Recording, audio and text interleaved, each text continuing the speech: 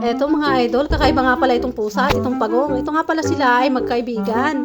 Ayan nga po at sila ay naglalambingan. Bihira nga pala mga idol ang ganitong pangyayari at ganitong pagkakataon para sa mga hayop na sa dagat at sa tahik.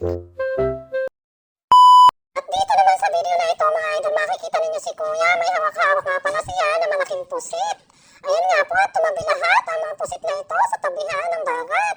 Kaya naman itong lalaking ito mga idol ay bumaba na nga pala siya at kinuha niya ito. At tamang-tama nga sigurado itong pang-ulam para nga pala sa pananghalian. At nga pala mga idol ko ay siya lang pala mag-isa bumaba diyan hanggang sa may nakakita sa kanya mga idol. Oy. At nga pala bumaba rin at kumuha rin. At ang laki nga pala nito mga idol, parang 5 kilo siguro ang isang piraso nito. Ito nga pala, ang aking harlipot. Ito nga palang harlipot ko. Wala pang anak, maliit ang bitlog. Aroy. Hello mga idol. Ito nga pala yung aking harlipot na maganda. Ay, hindi pala maganda. Pogi. At yan lang mga idol ang ating update video for today. And sana pakipollow nyo ko at pakilike.